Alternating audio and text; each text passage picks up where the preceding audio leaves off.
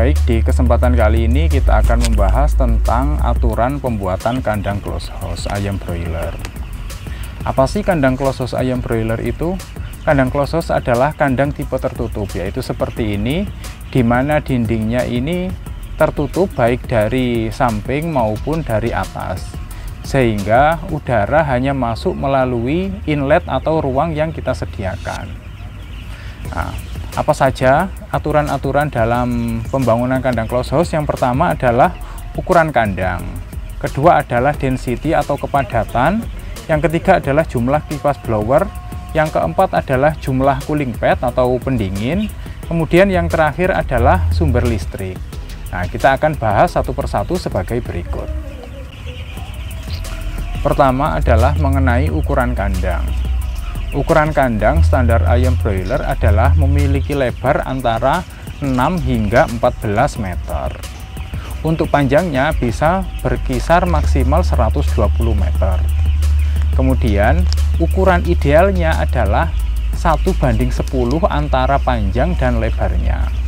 Tentu ukuran tersebut akan mengikuti jumlah atau luasan lahan yang kita miliki. Kalau misal kita memiliki panjang lahan ukuran lebar 8 meter, maka panjangnya bisa kita buat sampai dengan 80 meter.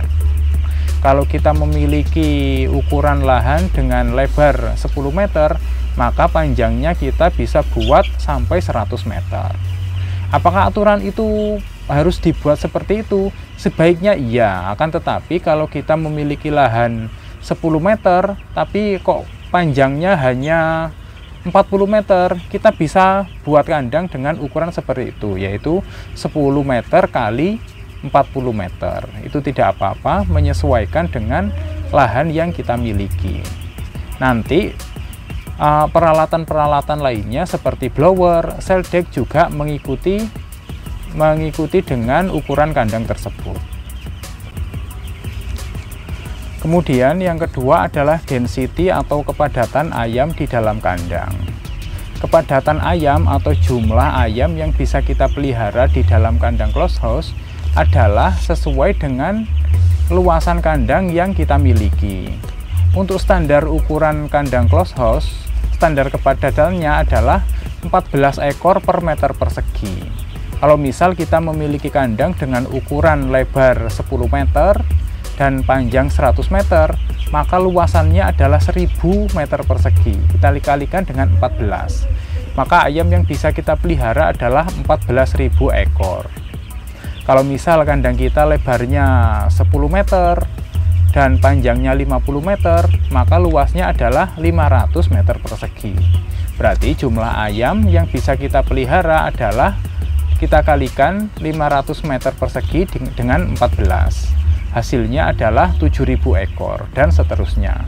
Kita kalikan luasan kandang yang kita miliki dengan angka 14. Itu adalah jumlah ayam yang bisa kita pelihara di dalam kandang close house.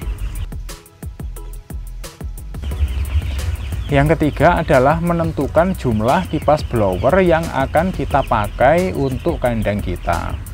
Apa itu kipas blower? Kipas blower adalah seperangkat alat untuk mengeluarkan udara sehingga udara itu bisa bersirkulasi di dalam kandang. Bagaimana menentukan jumlahnya? Menentukan jumlah kipas blower ada berbagai macam cara, mulai dengan rumus kecepatan angin, rumus jumlah amonia yang terhisap, rumus lebar, luas, dan tinggi kandang. Akan tetapi yang paling mudah adalah dengan melihat berapa jumlah ayam yang kita pelihara.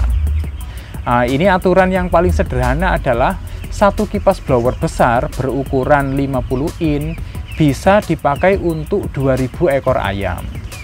Sehingga kalau kita memelihara 4000 ekor ayam, berarti kita memerlukan 2 buah kipas blower. Kalau kita memelihara 6000 ekor ayam, berarti kita memerlukan 3 kipas blower. 8.000 berarti 4 kipas blower dan seterusnya. Kipas blower ini juga ada 2 macam yang umum di pasaran, yaitu ukuran besar 50 in dan ukuran yang lebih kecil 36 in. 36 in ini bisa dipakai untuk 1000 ekor, kalau yang besar tadi 2000 ekor. Nah, seperti itu aturan yang sangat mudah untuk diaplikasikan. Itu gambarannya seperti itu. Kalau nanti kita mau menghitung pembuatan kandang sebenarnya, bisa kita per detail. Ini untuk gambaran saja. Kalau kita mau menentukan berapa budget yang kita butuhkan untuk pembelian kipas blower. Kemudian yang keempat adalah menentukan luas cooling pad. Cooling pad ini ada juga yang menyebutnya dengan cell deck.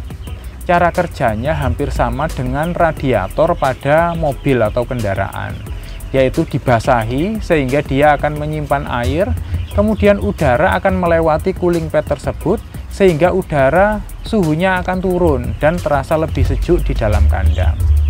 Nah, untuk menentukan luasan cooling pad ini ada juga rumus yang bisa kita pakai, yakni untuk satu kipas blower besar berukuran 50 in kita membutuhkan cooling pad seluas 5 meter persegi.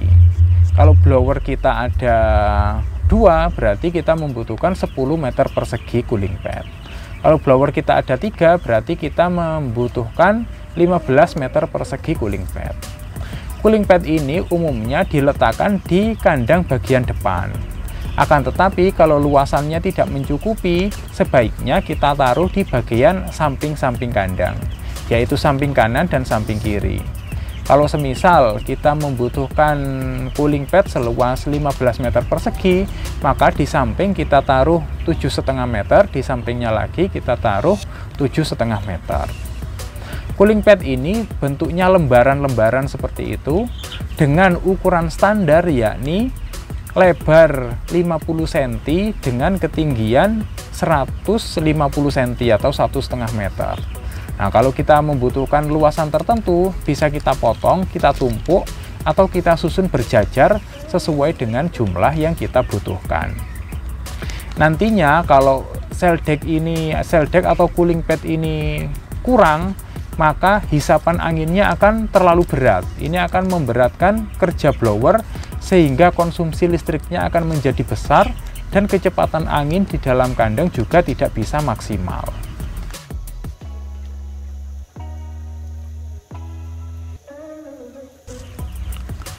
Yang kelima adalah mengenai sumber listrik untuk kandang ayam broiler tipe closed house.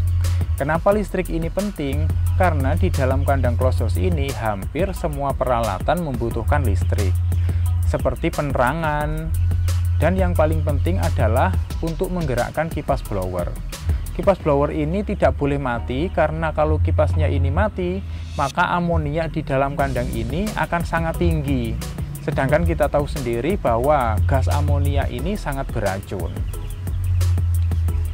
Nah, oleh karena itu, sumber listrik yang umum kita pergunakan adalah dari PLN atau perusahaan listrik negara. Akan tetapi kadangkala ada kejadian-kejadian yang tidak diinginkan, seperti pemadaman perawatan atau ada pohon yang tiba-tiba menimpa kabel di jalan sehingga aliran listrik ini tiba-tiba bisa terputus. Kalau hal ini terjadi, maka kita harus menyiapkan energi listrik cadangan. Energi listrik cadangan yang paling banyak atau paling umum dipakai adalah genset. Genset ini jumlah kapasitasnya disesuaikan dengan kapasitas listrik yang kita pergunakan. Semisal listrik kita menggunakan 5 kVA, maka genset kita sebaiknya lebih dari 5 kVA. Karena dibandingkan dengan listrik PLN, genset ini keluarannya agak kurang stabil. Jadi sebaiknya kita tidak menggunakan kapasitas penuh dari genset yang kita miliki.